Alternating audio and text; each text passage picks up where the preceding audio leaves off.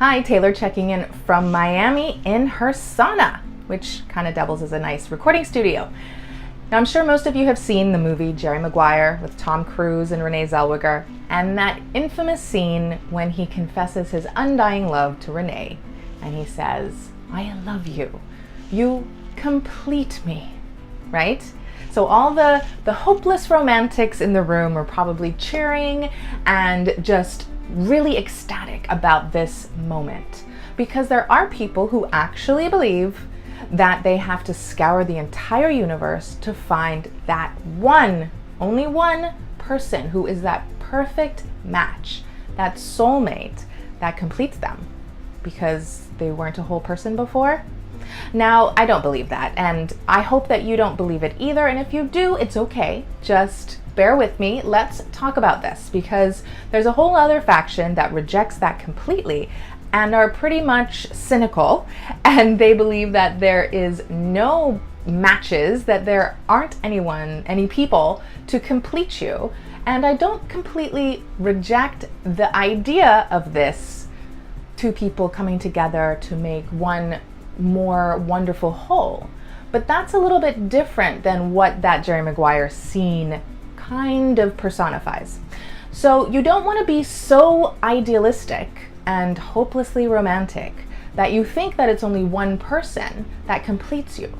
Two reasons why. One, because you are already a complete person, or you should be.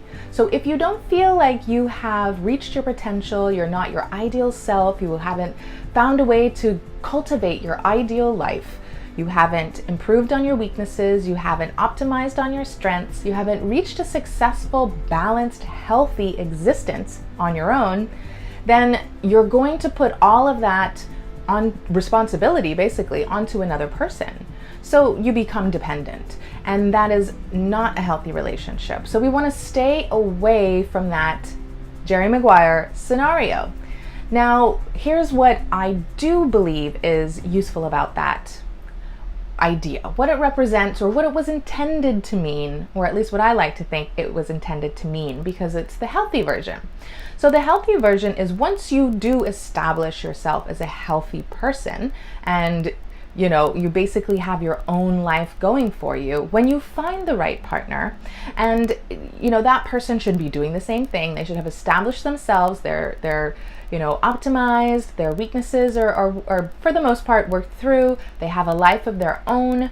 Then you get to vet for them and between all the other suitors, and over the course of your lifetime you might find someone that matches so well with you. And that person has a complementary personality, you have a dynamic that's organic, and it has a natural ebb and flow. So you have the natural ease and the natural tension and the resilience to move fluidly in between. And it doesn't take a whole bunch of extra effort. Not that relationships don't require effort, they absolutely do. But it's going to feel natural to you to give to that person, and they're going to give in return. It doesn't mean that you read each other's minds and you're like carbon copies of each other. No. And that was the number two, the problem of the Jerry Maguire idea of romantic love. The second part was that once you are in that relationship, then you're so dependent in that relationship that you're desperate to make it work.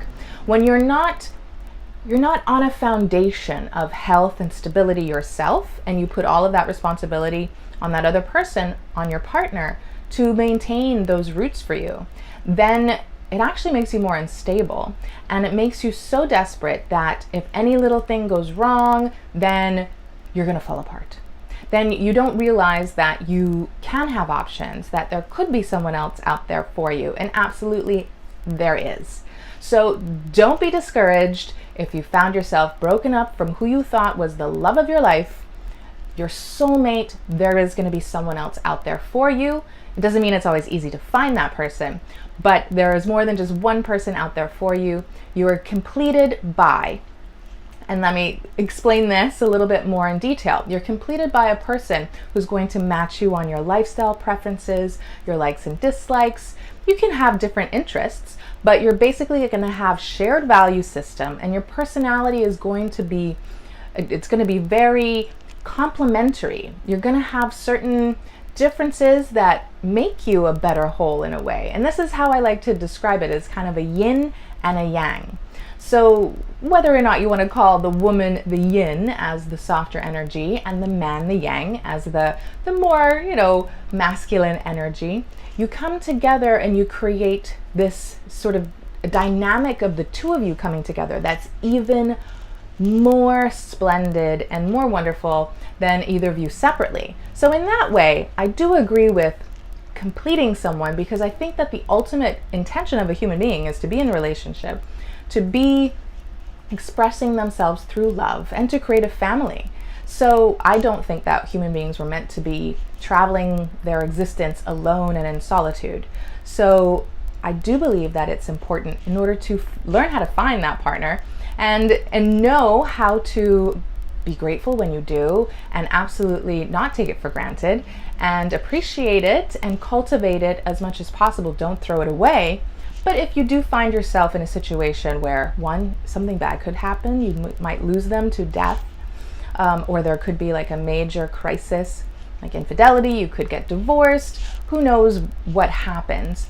But you want to feel like if there is a worst case scenario, you can move on, you can find another person. And if you found it once, the likelihood is that you'll find it again.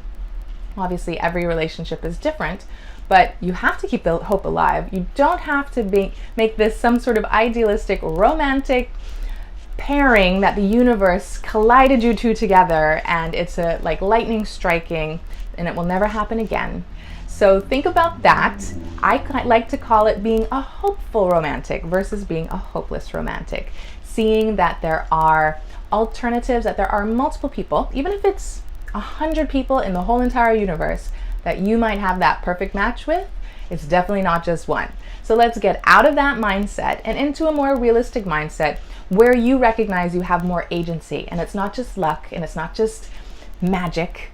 Although I do think that some of that energy is important as well, and you have to figure out when you're on the right path by doing the right things for you, creating your ideal self, your ideal life, and putting you in position to find the right type of people, and knowing when you do find it and working hard to hold on to it. So I hope you enjoyed this episode today. So feel free to hit the subscribe button, leave a comment, and you can reach out to me anytime and ask me questions. I work as an online coach for relationships in general, life and wellness. So I will talk to you soon. Ciao.